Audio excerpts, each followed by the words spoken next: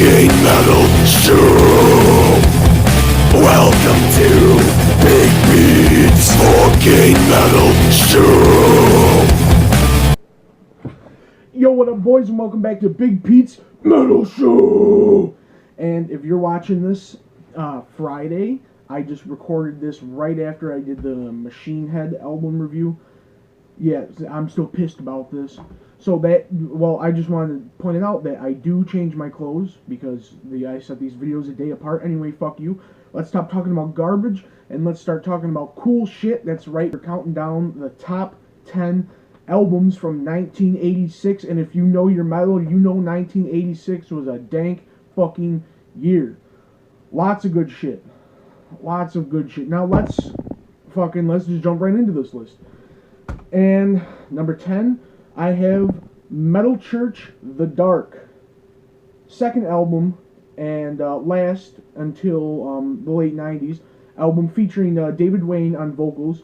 We know he came back in 99, I think, for Masterpiece. And he died. RIP. But this album is a very good album. It's evil like its predecessor, but not as evil as the predecessor, which we talked about in the 1984 list. But Machine Head, or not Machine Head, fuck you, Machine Head, you're still fucking getting into my brain and fucking with me. Metal Church is a great band. Fuck Machine Head. Well, not fuck, I like Machine Head, but the new album sucks. Metal Church is a great band. Great band. Alright, moving on to number 9, we have Armored Saint, Delirious Nomad. And if you don't know who the Armored Saint is, then you're gay. And you need to know who they are. Because this is vocalist John Bush, who I think is one of the greatest vocalists of all time in metal. A lot of people didn't like him in Anthrax, but I fucking love him in Anthrax. And I love all the Armored Saint stuff just as much. And this is their sophomore album, Delirious Nomad. Now, I had their previous album, which we talked about on the 84 list. March of the Saint was much higher up the list because it was such a stronger album. Now, this is a good album, don't get me wrong. It's just not as strong or as ballsy as its predecessor. Much like the Metal Church album that we discussed. I might need to listen to this again. Maybe it's about equal from what I see comment sections. But, you know, it's all good shit. And so, yeah, number 9, Armored Saint, Delirious Nomad.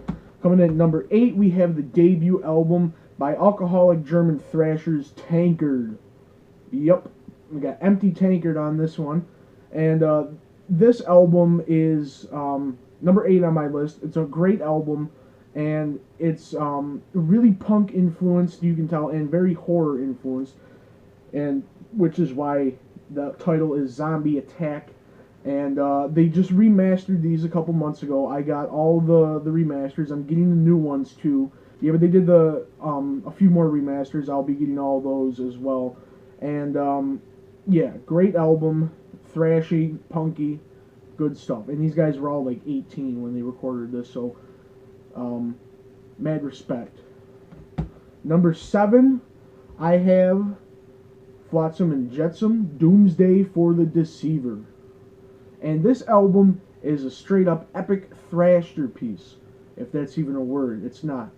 And this band is unfortunately most notable in the metal community for producing Jason Newsted, who you know later went on to record No Bass with Metallica and Justice for All directly after this. But yeah, he was a member of Metallica for 13-14 years, but he was one of the founding members of Flotsam and Jetsam, and their debut album, Doomsday for the Deceiver, is incredibly powerful, very thrashy, and lots of just classic hits like Hammerhead, Iron Tears, and then they did their Fade to Black, short song, but it's great. Every song on here is awesome, and I can't stop revisiting this album. So number 6, I have the debut album by Nuclear Assault, Game Over. And I love this album. I love Dan Lilker. I talk about Dan Lilker a lot on this show. He works at Record Archive in Rochester. I've met with him before. I've talked with him. He's such a cool dude. And I just love Nuclear Assault. They're just a fantastic band. And their debut album, really comes out screaming at you for a first release from a band. And there's just so much classic stuff on here. You can't get any more thrash than this. And this is why it ranks number 6 on my list. However, I couldn't rank that. I was debating and going back and forth. I couldn't rank that above my number 5 spot, which is Iron Maiden's Somewhere in Time. And every song on this album is fantastic. Because I was reading some comments on this the other day, and Sea of Madness, people were saying, "Oh, this is the worst song on the album," but it's a fantastic song. It just goes to show. I was like, I had to go through the rest of it, and I was like, you know what? You're right. And it moved up like 2 or 3 spots on my list because I haven't listened to this in a while. I popped it in, and holy shit, it's phenomenal. I love it. This is a great album by Maiden. Everything about it is just perfect. But like I said, it's really hard to rank the top 4, which you'll see in a second, because we got number 4, Megadeth's Peace Sells, but Who Is Buying? Otherwise known as just shortened to Peace Sells. And this, I can't really say much about this. This hasn't been said already. It's a classic album, and it's really what put Megadeth on the map with thrash metal, and just in general, solidified them as one of the big 4. And this is classic praise to be one of the best thrash albums of all time, and I can't agree more, because it's a great album. But there's 3 more that I do like more than that. And coming in at number 3, we have Kreator, Pleasure to Kill. And this isn't the most classic Kreator album, or one of the most classic thrash albums to begin with, then I don't know what is. Because this is like borderline death metal. For 1986, I think you can consider this death metal, because the brutality in this album is unmatched. It really paved the way for what death metal would become several years later, as them and Possessed did a great job of setting up what death metal would become. But this is very much a thrash record, and is a very, very fucking heavy one at that. So Kreator, Pleasure to Kill, number 3. Can't get much better than that. But you can, because let me tell you something. I had the hardest fucking time picking out these top 2, but I eventually came down to it. And number 2 is going to have to be Slayer's Reign in Blood. Now, I couldn't decide if this had to be number 1 or number 2, but, number 1 just surpasses it a little bit. But Slayer's classic album is a fucking masterpiece, and there's really not much else to say about it. I mean, you got your classics like Angel of Death, Reign in Blood, the Almost title track, Postmortem, Jesus Saves. Dude, every single song on this album is just it. And it's short, and that's how it's designed to be. Just punch you like a fucking punching bag.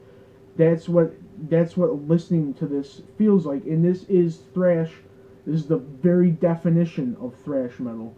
This is like the Bible, like the reference sheet for whenever any band doing thrash. This is the fucking template.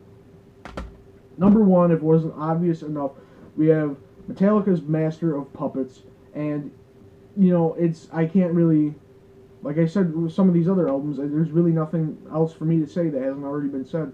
But this album is just like, for the time it came out, it was mind-blowing. It was way ahead of its time.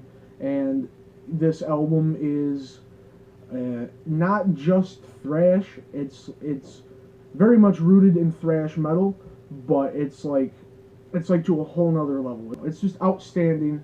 Master of Puppets. Who doesn't think it's the greatest album of all time?